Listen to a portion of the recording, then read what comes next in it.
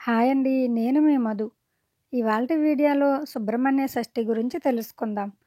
అనారోగ్య సమస్యలతో బాధపడుతున్నవారు, వివాహం జరగడం లేదు అని బాధపడుతున్నవారైనా, వివాహమయ్యి సంతానం లేరు అని బాధపడుతున్నవారైనా, పిల్లలు వృత్తి ఉద్యోగాల్లో రాణించాలని అనుకున్నా, కుజదోషం పోవాలి అని అనుకున్నా సుబ్రహ్మణ్య స్వామిని పూజించడం వలన వాటన్నింటి నుంచి బయటపడతారు. ముఖ్యంగా ఈరోజు సుబ్రహ్మణ్య షష్ఠి స్వామివారికి ఎంతో ఇష్టమైన రోజు కాబట్టి ఏ సమస్యలతో బాధపడుతున్నారో ఆ సమస్యలను చెప్పుకొని ఆ స్వామివారిని పూజించడం వలన ఆ సమస్యలు తీరుతాయి. మార్గశిర మాసంలో వచ్చే షష్ఠిని సుబ్రహ్మణ్య షష్ఠి అని అంటారు. దేవాలయాల్లో రావి చెట్టు, వేప చెట్టు కలిసి ఉన్న మొదట్లో జంట నాగులుగా స్వామివారిని ప్రతిష్ఠిస్తారు.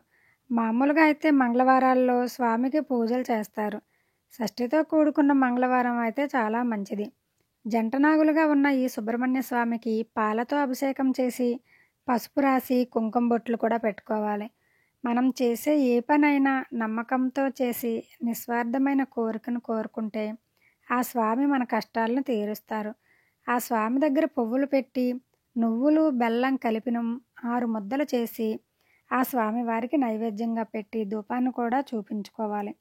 6 ముద్దలు అంటే స్వామివారికి 6 సంఖ్య అంటే ఇష్టం కాబట్టి, అలాగే స్వామివారికి సన్ముఖుడు, కృత్తికుడు అని పేర్లు కూడా ఉన్నాయి కదా. ఇలా 16 వారాలు చేసి చూడండి. మీ మనసులో కోరికలన్నీ కూడా నెరవేరుతాయి. మీరు వెళ్ళే చోట సుబ్రహ్మణ్య స్వామి వారి విగ్రహాలుంటే మీ శక్తి కొలది ఆయనకి పాలు, పెరుగు, పంచామృతాలతో అభిషేకం చేసుకోవచ్చు. పూజ పూర్తి చేసుకున్న తర్వాత రావి చెట్టు, వేప చెట్టు కలిసి ఉన్న దగ్గర చుట్టూరా 16 ప్రదక్షిణలు కూడా చేయండి. ఆలయాల్లోనే కాకుండా కొద్దిమంది పుట్ట దగ్గర కూడా ఈ పూజను చేస్తారు. ఇంకొంతమంది అయితే ఇంట్లో కూడా చేసుకుంటారు. ఎవరి వీలుని బట్టి, ఎవరి ఆచారాన్ని బట్టి వారు ఈ పూజను చేసుకుంటారు. సుబ్రహ్మణ్య స్వామికి కావడిని కూడా మోస్తారు కొన్ని ప్రాంతాల్లో. ఆ స్వామివారు పళని క్షేత్రంలో అయితే స్వయంగా వెలిశారు. ఈయన దగ్గర గ్రహదోషాలు ఉన్నా, అనారోగ్య సమస్యలు ఉన్నా, వివాహం, సంతానం ఇటువంటి సమస్యలతో ఎవరు వచ్చినా సరే ఆయన్ని శ్రద్ధగా, భక్తిగా పూజిస్తే మాత్రం తప్పకుండా వారు అనుకున్న కోరికలన్నీ కూడా నెరవేరుతాయి. చదవడం వచ్చిన వాళ్ళైతే సుబ్రహ్మణ్య కరావలంబ స్తోత్రాన్ని కూడా చదువుకోవచ్చు. సుబ్రహ్మణ్య షష్ఠిని సుబ్బారాయుడి షష్ఠి, స్కంద షష్ఠి అని కూడా అంటారు. సుబ్రహ్మణ్య స్వామి వారు జననం కూడా ఈ రోజునే జరిగిందని, అలాగే సుబ్రహ్మణ్య స్వామి వారు దేవసేనాదేవిని వివాహం చేసుకున్నది కూడా ఈ రోజే అని పురాణాలు చెప్తున్నాయి.